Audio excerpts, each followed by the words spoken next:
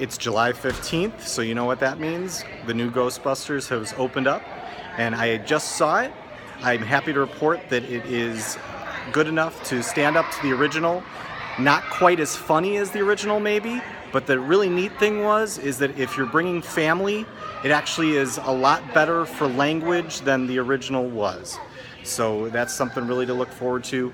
Another thing is, it's one of the best 3D movies I've seen in this year.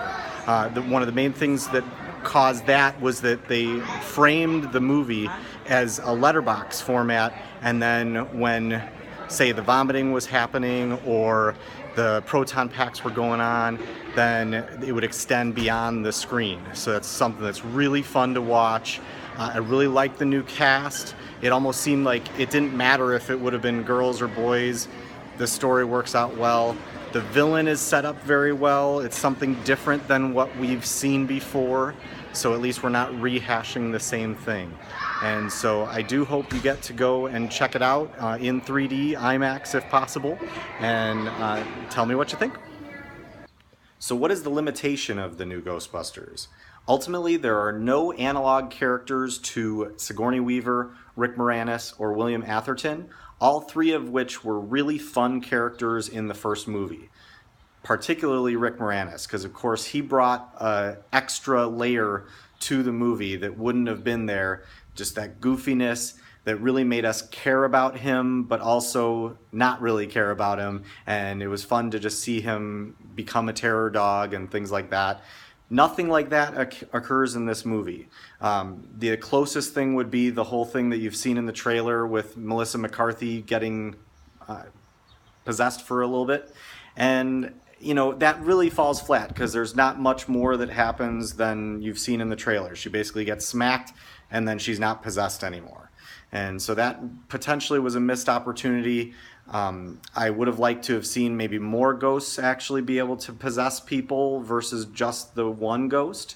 There's not as many other things for the Ghostbusters to overcome except for the main villain. And again, maybe that's a good thing, and it might prove to be a better situation for the box office, and hopefully we'll see many more Ghostbusters movies in the future.